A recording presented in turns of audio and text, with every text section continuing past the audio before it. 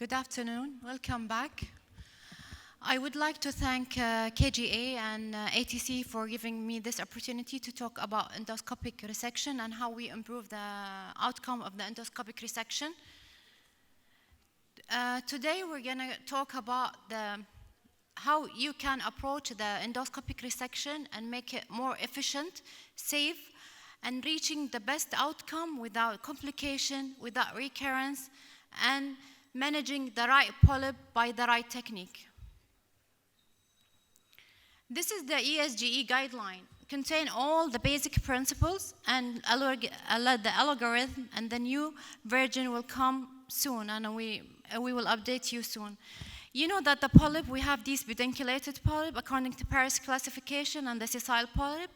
And if you're dealing with a pedunculated polyp, you have to know the size, what you're dealing with. If the polyp is like the head of the polyp is less than 10 millimeter, and the stalk is also less than 10 millimeter, you can go with a cold snaring or hot snaring. It depends on how the polyp it looks like. But if the polyp is like the head is more than 20 millimeter and the stalk more than 10 millimeter, these kind of polyp carries a high risk of bleeding because of this feeding a blood vessel. And we really prefer using forced coagulation while you're attempting resection. And on the other hand, the sessile polyp, what you have is like diminutive polyp, less than 5 millimeter. You can go straight forward with biopsy forceps, but they usually recommend cold snaring over cold biopsy forceps. Like if it's 5 to 9 millimeter, you have to go with cold snaring. More than 10 millimeter, this is hot snaring, and if it's then 10 to 20, where you have to have this advanced optical imaging, and you have to go for further imaging, for further discuss it with MDT, expert center, and all these things will depend how you manage this polyp. Either you go for straightforward for EMR, or you have to do like ESD or send to the surgery.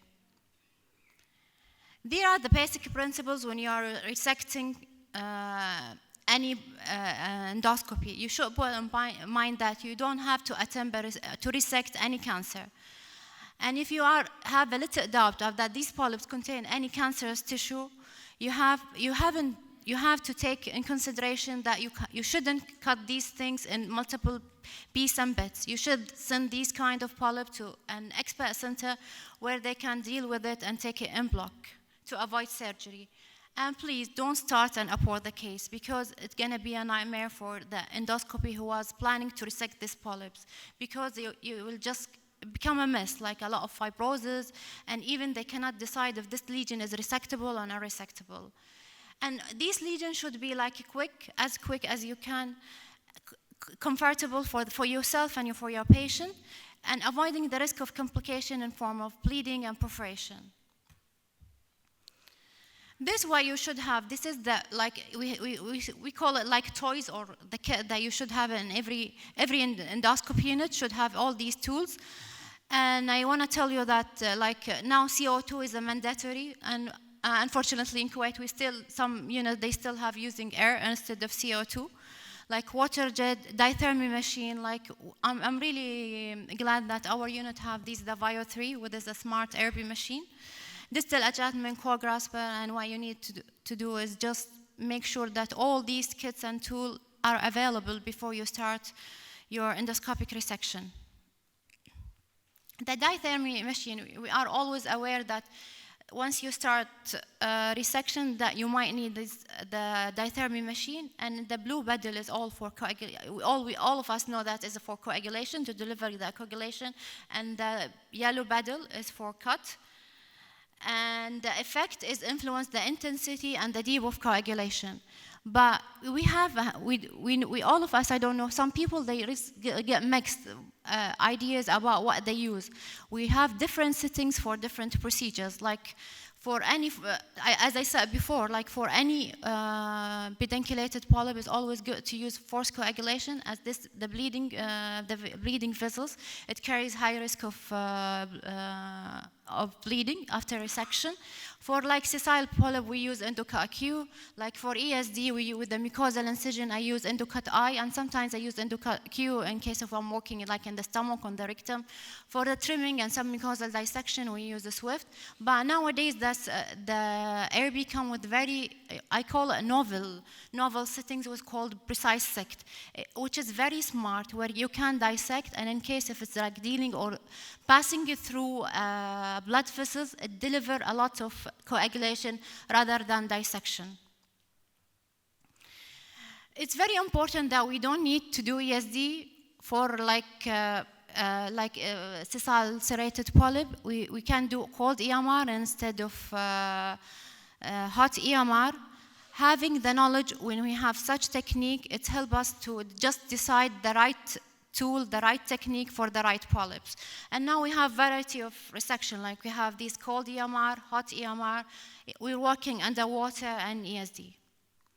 This is a video which showed us that I start resecting all these sessile serrated polyps.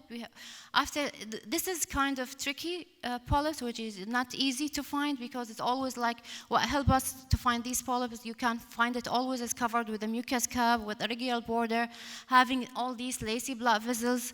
And in case you find this polyp in the right side, and you know that any polyp in the right side that carries high risk of bleeding and perforation.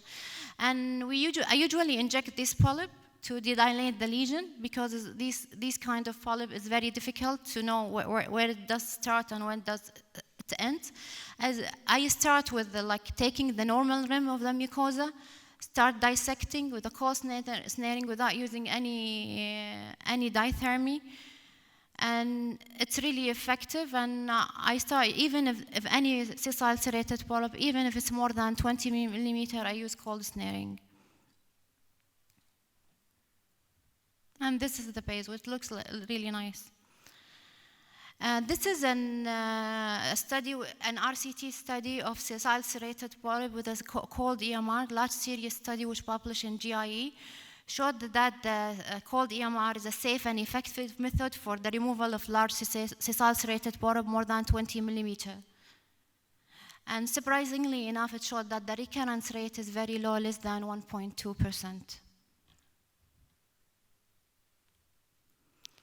This is another RCT trial, which is a multi-center RCT trial, which was published in GUT in 2018, showed that the cold EMR is really visible for even adenoma less than 10 millimeter, which achieve complete resection with similar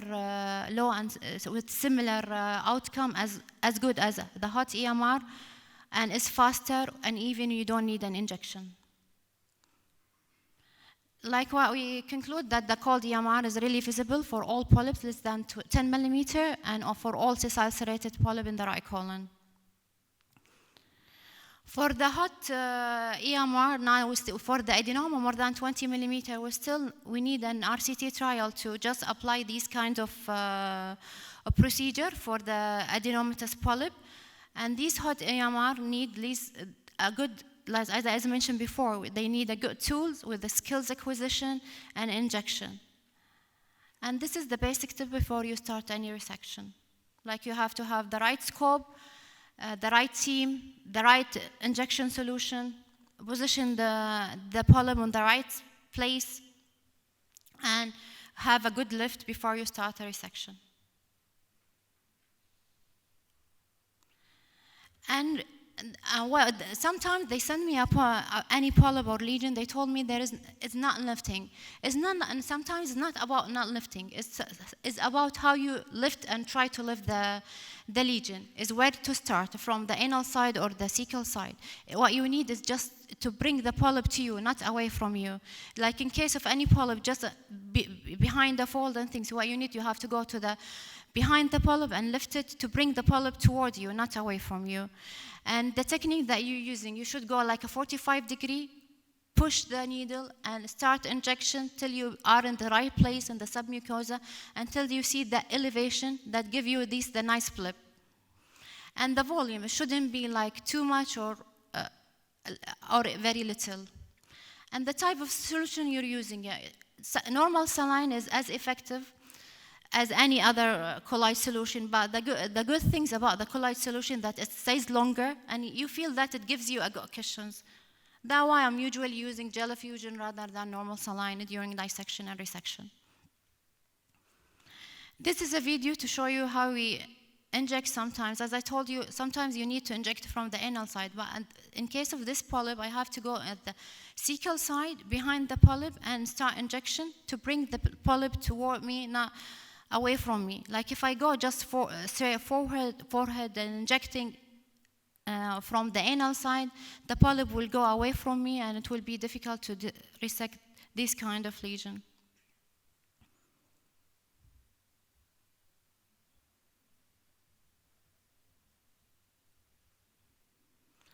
This is the principle of EMR. Before you starting any resection, it should be like a strategy and a plan in your head.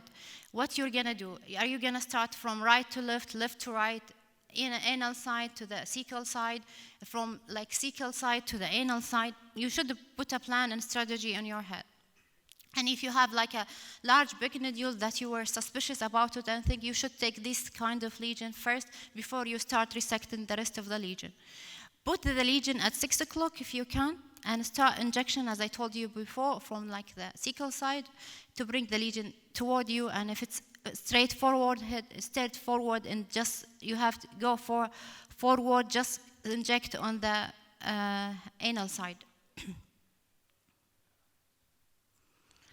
Good techniques of scar polyp where you end up by flat components. Sometimes you can have an adjunctive therapy like using an APC or like avulsion, either cold avulsion or hot avulsion, using hot or cold biopsy forceps. This lesion was resected and you can see that it lifts a little bit behind.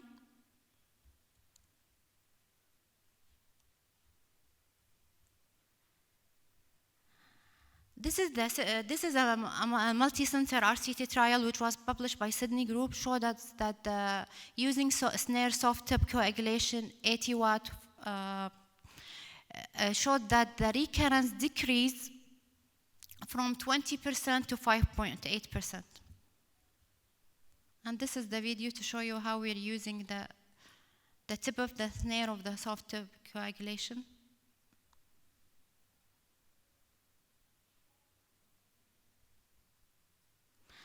And using this technique, it will help you like to go, even using the knife, to go like doing the circumferential incision.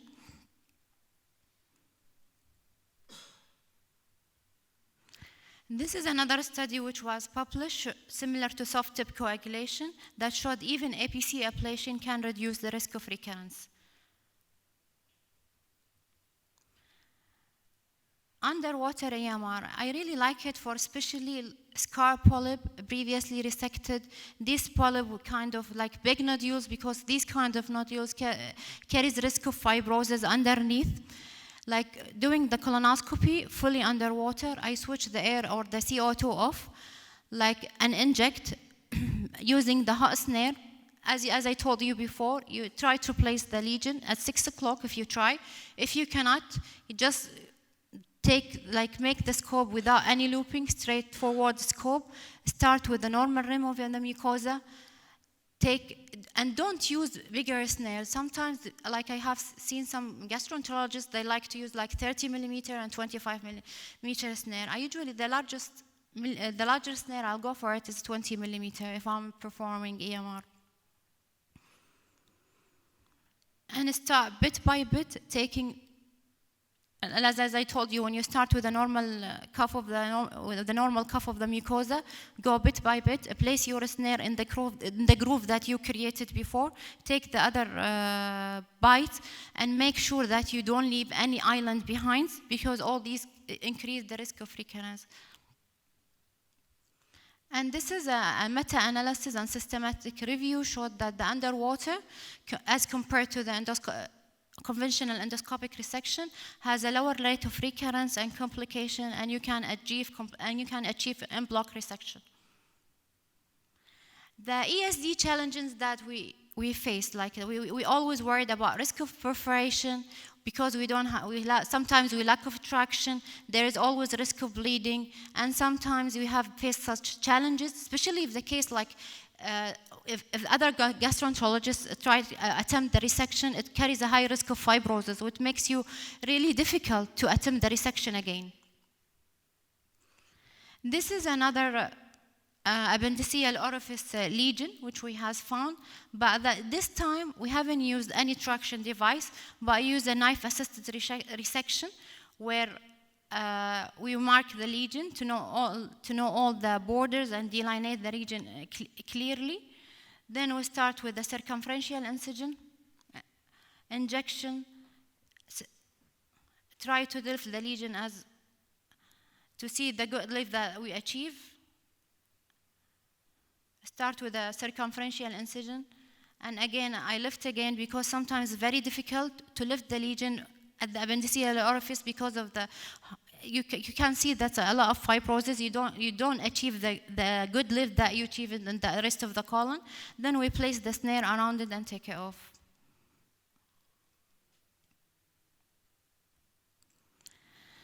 In the cecum, with this lesion in the cecum, with the previously attempt, patient had a massive recurrence, and we were trying to lift the lesion.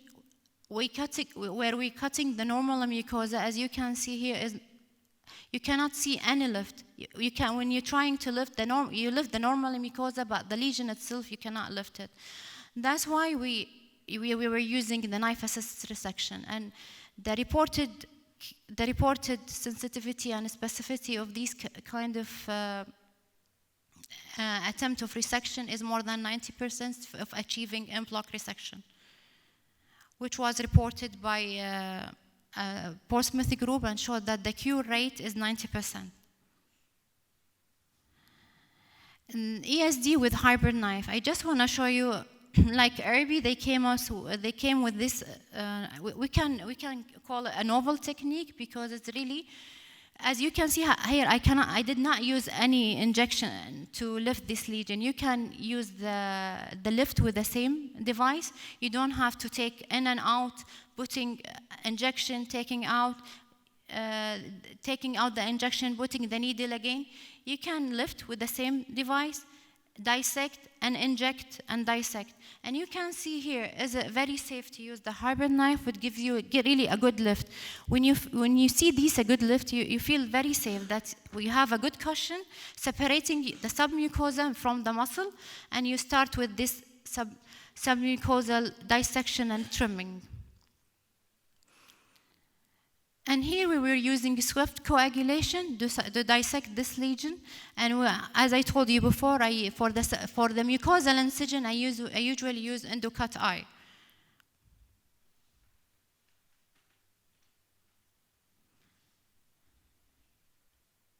This is another rectal ESD, occupying around 80% of the rectum.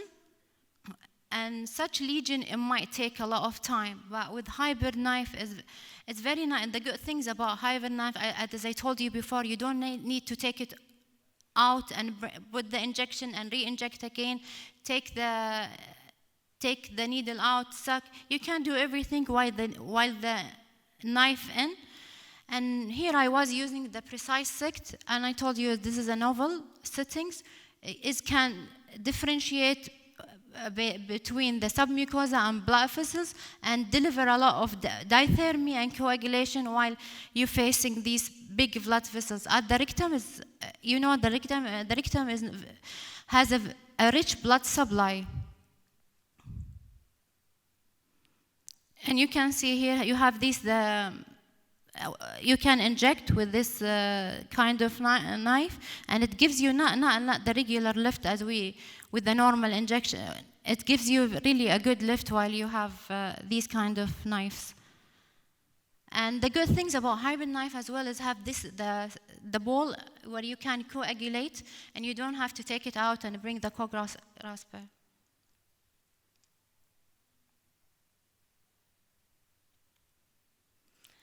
And I have discussed that before, that pocket creation, like POEM open a door for us, is not for the tunneling only, but if not for the POEM and third space endoscopy, but it helps us in pocket creation and tunneling technique, because pocket creation is really showed that is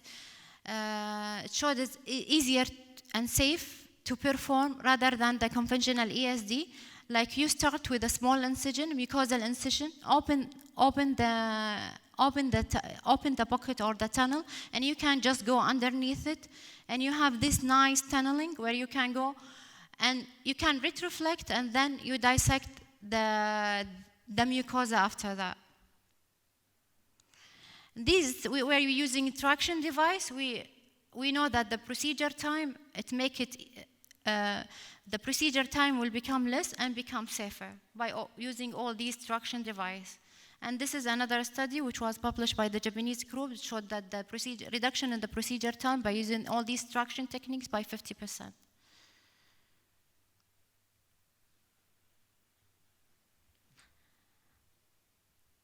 Other than a clip-in line, we have this rubber band, which now the French group always promoting using the rubber band during resection, especially for fibrotic and recurrence, because as soon as you do the circumferential incision with a little bit of submucosal trimming, you can open the plane and you see clearly, and you feel safe that you can differentiate between the muscle underneath and the submucosa in between. And this is the study which was published. The French group showed the feasibility of using rubber band for difficult ESD by reduction in the time achieving R0 with en-bloc resection. This lesion I was performed during my training in Portsmouth in UK. This lesion was referred to us from other center, which showed they don't know about the extent of the polyp or where is the lesion is. They were taking random biopsy, and one of the biopsy showed a high-grade dysplasia. By using this high definition scope, smart scope, optical imaging, we were able to delineate the lesion. And usually we don't mark the lesion, especially in the colon, but we mark the lesion in the esophagus and stomach and the colitic bowel. And by using the graffiti, like asking the patient to go to the right side, left side, it will open up the plane. But I want to mention something else here. This is during my training, and this patient has subjected to colectomy, like left colectomy before. And as soon as I reached to the site of the anastomosis, I found a clip. I feel unsafe, and then I give the scope to Professor Bandari to complete this lesion, because it's really good to know your limit and when you should stop. This is the largest published series, comes from the 4 Western centers within 101 cases. 65% were treated by EMR and 35% by ESD. The second table here showed that the smaller lesion and polypoid lesion can easily resected by EMR, and lesion more than 15 millimeter flat lesion should go with ESD. And we conclude that less than 15 millimeter EMR is visible. Non-polypoidal lesion more than 15 millimeter ESD is the right choice. Complication still higher with ESD, but with low recurrence. The complication that we always attempt during any colonic resection, and sometimes we really get worried if you have this like spurting blood vessel and bleeding. During resection, we're always worried of the bleeding, that all the field will become red and you can't even interfere what you're gonna do or how you're gonna stop this bleeding. But with we have this some novel endoclot, hemospray, Puristat, or we're using sometimes a diathermy to stop this bleeding. This is a meta-analysis of all the trials that were published about the clip closure. Post-EMR showed that the clipping is effective in reducing delayed bleed for lesion more than 20 millimeter in the right side, but not in the left side.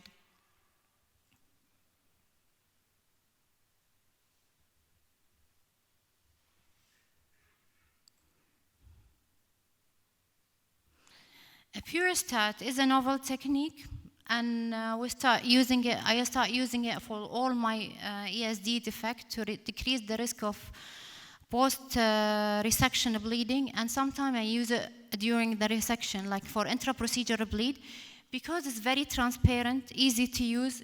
There is no obstacles while using Purestat, because even if you apply it, you can work in it. Sometimes if you put a clip or you do hemi spray, your job is finished. You can't complete after that, because the field will become like white, and the clip sometimes will interfere with your resection.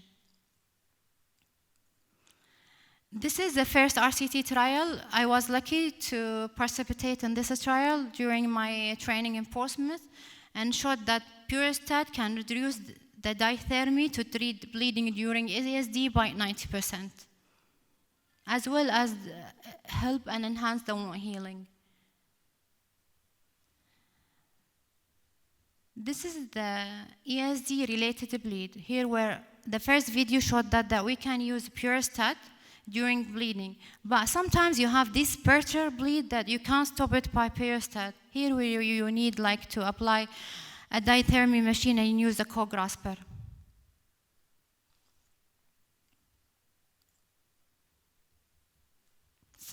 This kind of bleed, you can't stop it by Purestat. Just to conclude our day, and my talk is just to have, before you start any endoscopic resection, you have to have a good assessment. And this is why I emphasize on it, the enhancing your diagnostic ability is the key of successful endoscopic resection. If you have any large cystic ulcerated polyp, you can go for cold EMR. Less than 10 millimeter, you can just do EMR. More than this, you can go for hot EMR or refer to expert center for ESD. Snare tip coagulation for EMR defect, decrease the risk of recurrence. You can apply clip closure, Purestat for delayed bleed, and for like the indication of ESD that I have mentioned it, we can use it for LSTNG, colitic bowel, suspicion of cancer. Don't attempt EMR or resect in bits and pieces, just go for ESD. And we still have this novel agent like Purestat, Precise Sect, traction device, hybrid knives. And thank you.